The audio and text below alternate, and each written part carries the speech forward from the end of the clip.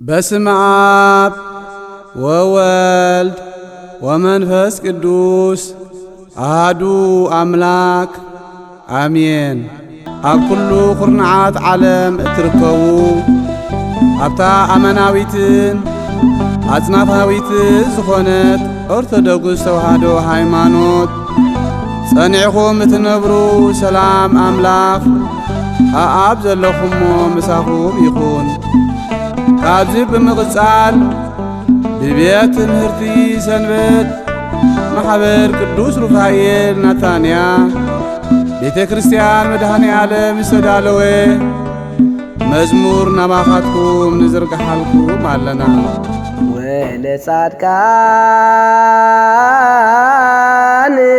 ወለጻድቃንሰ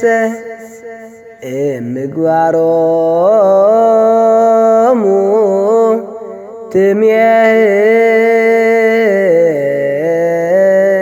ትሜህሮሙ ለነሰ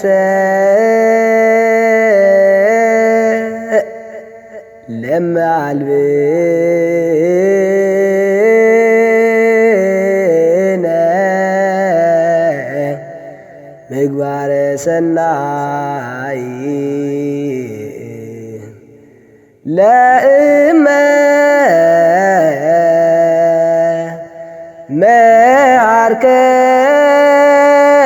መዓርከነ ውእተ አሚረ ትሰመይ መሃሪ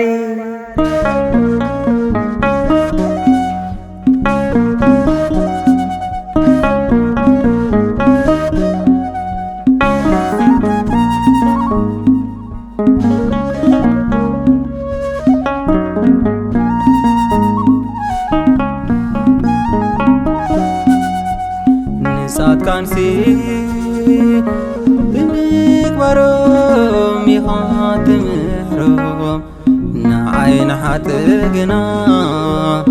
እንትመሃርካኒ ሽዒኻ መሓሪ ትበሃል ሓዳግ መድኃኒ ካብ ኩሉ በደለይ አንጻኒ አማኑኤል መሃረኒ ንጻድቃንሲ ብምግባሮም ኢኻ ትምህሮም ንዓይኒ ሓጥግና እንትመሃርካኒ ሽዒኻ መሓሪ ትበሃል ሓዳግ መድኃኒ ካብ ኩሉ በደለይ አንጻኒ አማኑኤል መሃረኒ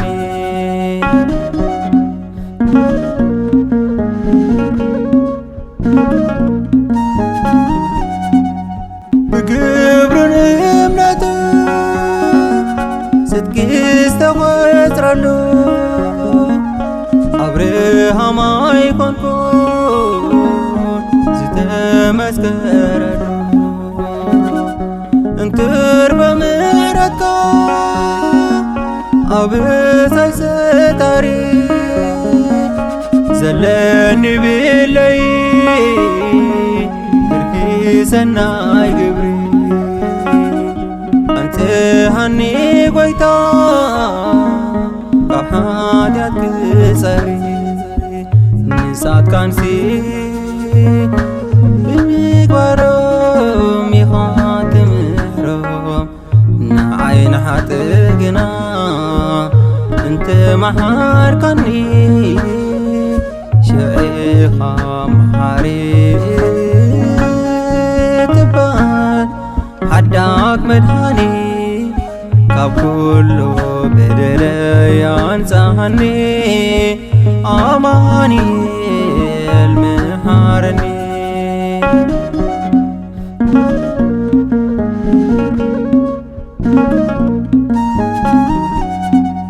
ቅጽበት ድሕሪ በደል ዘዓቁራ በሳ ከም ዳዊት ኣይኮንኩ ጻድቕ ኣቦት ዓሳ ጊዜይ ከይዓረበ ንርእሰይ ከመርምር ብኸደለይ ግዳም ንዓኻ ክስምር ምሒር ብለኒ ብስምካ ክዘምር ንሳትካንሲ ብምግባሮም ኢኻ ትምህሮም ንዓይኒ ሓጥእ ግና እንትመሓርካኒ ሽዒኻ መሓሪ ትበሃል ሓዳግ መድሃኒ ካብ ኩሉ በደለይ አንጻኒ አማኑኤል መሃረኒ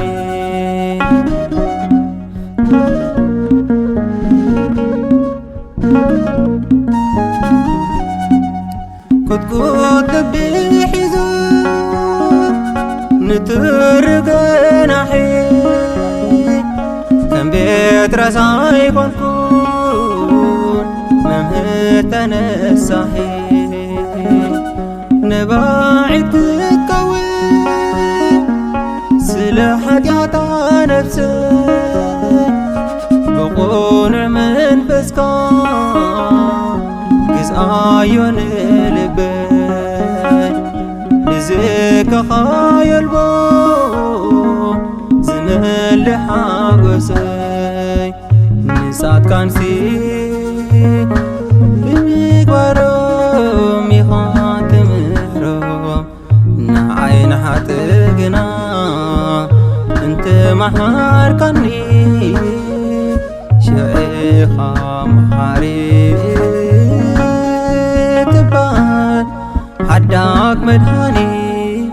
ካብ ኩሉ በደለይ አንጻኒ አማኑኤል መሃረኒ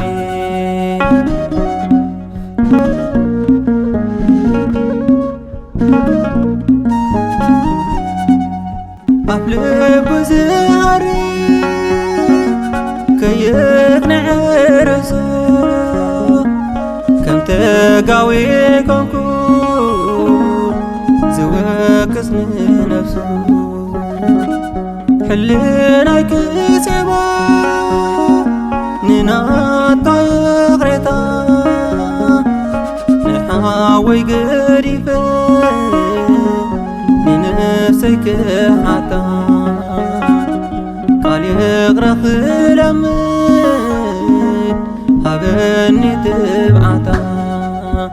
ንሳትካንሲ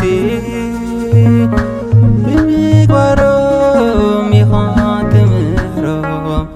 ንዓይኒ ሓጥእ ግና እንትመሓርካኒ ሽዒኻ መሓሪ ትበሃል ሓዳግ መድሃኒ ካብ ኩሉ በደለይ አንጻኒ አማኑኤል